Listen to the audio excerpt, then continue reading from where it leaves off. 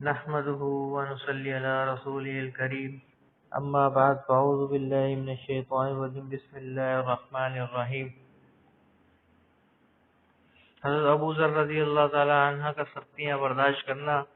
حضرت ابن عباس رضی اللہ تعالی عنہ فرماتے ہیں کہ جب حضرت ابو ذر کو حضور اقدس صلی اللہ علیہ وسلم کی بعثت کی خبر ہوئی تو انہوں نے اپنے بھائی سے کہا تم اس وادی مکہ کو جاؤ اور جو آدمی یہ کہتا ہے کہ وہ نبی صلی اللہ علیہ وسلم ہے اور اس کے پاس آسمان سے خبر آتی ہے اس کے حالات معلوم کرو، اس کی بات سنو اور پھر مجھے آ کر بتاؤ۔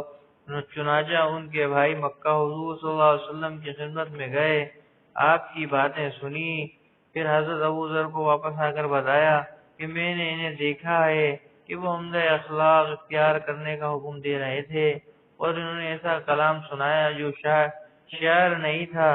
حضرت ابو ذر نے کہا تمہاری باتوں سے میری تسلی نہیں ہوئی،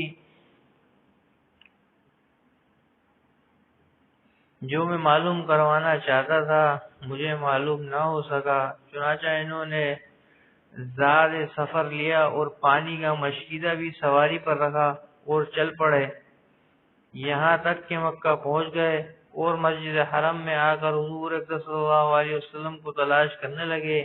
یہ حضور صلی اللہ علیہ وسلم کو پہچانتے نہیں تھے اور لوگوں سے حضور صلی اللہ علیہ وسلم کے بارے میں پوچھا، انہوں نے حالات کی وجہ سے مناسب نہ سمجھا، یہاں تک کہ رات آ گئی تو وہیں لیٹ گئے تو ان کو حضرت علی رضی اللہ عنہ نے دیکھا اور وہ سمجھ گئے کہ یہ پردیسی مسافر ہے۔ حضرت ابو ذر حضرت علی کو دیکھ کر ان کے پیچھے ہو لیے۔ حضرت علی نے ان کی میزبانی کی لیکن دونوں میں سے کسی نے ایک دوسرے سے کچھ نہ پوچھا اور یوں ہی صبح ہو گئی۔ وہ اپنا مشکیزہ اور زاد سفر لے کر پھر مسجد حرم آ گئے اور سارا دن وہاں ہی رہے۔ حضور صلی اللہ علیہ وسلم نے ان کو نہ دیکھا یہاں تک کہ شام ہو گئی۔ یہ اپنے لیٹنے کی جگہ واپس آئے۔ حضرت علی کا ان کے پاس سے گزر ہوا۔ انہوں نے کہا کیا اس آدمی کے لیے اس بات کا وقت نہیں آیا کہ اپنا ٹھکانہ جان لے؟ حضرت علی نے ان کو اٹھایا اور ان کو اپنے ساتھ لے گئے لیکن دونوں میں سے کسی نے بھی دوسرے سے کچھ نہ پوچھا یہاں تک کہ تیسرا دن ہو گیا اور پھر حضرت علی نے پہلے دن کی طرح کیا اور یہ ان کے ساتھ چلے گئے۔ پھر حضرت علی نے ان سے کہا کیا تم مجھے بتاتے نہیں ہو کہ تم یہاں کس لیے آئے ہو؟ حضرت ابو ذر نے کہا کہ میں اس شرط تو بتاؤں گا کہ تم مجھے عہد و پیمان دو کہ تم مجھے ٹھیک ٹھیک بتاؤ گے۔ حضرت علی نے وعدہ فرمایا تو حضرت ابو ذر نے ان کو اپنے مقصد کا بتایا۔ حضرت علی نے کہا یہ بات حق ہے اور وہ اللہ کے رسول صلی اللہ علیہ وسلم ہے۔ جب صبح ہو تو تم میرے پیچھے چلنا، اگر میں ایسی کوئی چیز دیکھوں گا جس سے مجھے تمہارے بارے میں خطرہ ہوگا تو میں پیشاب کرنے کے بہانے رک جاؤں گا، تم چلتے رہنا، اگر میں چلتا رہا تو تم میرے پیچھے چلتے رہنا، جس گھر میں داخل ہوں اس میں تم بھی داخل ہو جانا۔ چنانچہ ایسے ہی ہوا۔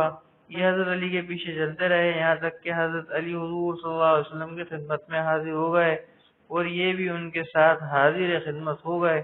انہوں نے حضور صلی اللہ علیہ وسلم کی بات سنی اور اسی جگہ مسلمان ہو گئے۔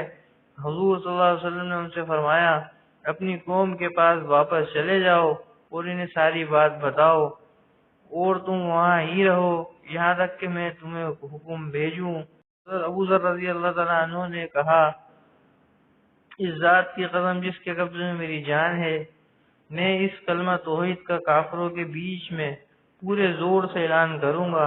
چنانچہ وہاں سے چل کر مسجد حرم آئے اور بلند آواز سے پکار کر کہا اشہد ان لا الہ الا اللہ وان محمد رسول اللہ۔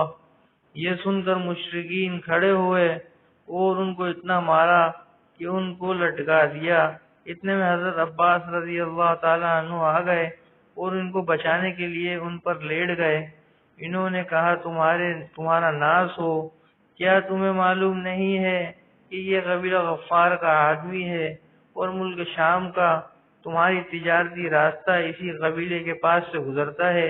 حضرت عباس نے ان کافروں سے چھڑا لیا۔ اگلے دن ابو ذر نے پھر ویسے ہی کیا، چنانچہ پھر کافروں نے ان پر حملہ کیا اور ان کو مارا، اور پھر حضرت عباس بچانے کے لیے ان پر لیٹ گئے۔ وآخر دعوانا الحمد للہ رب العالمین۔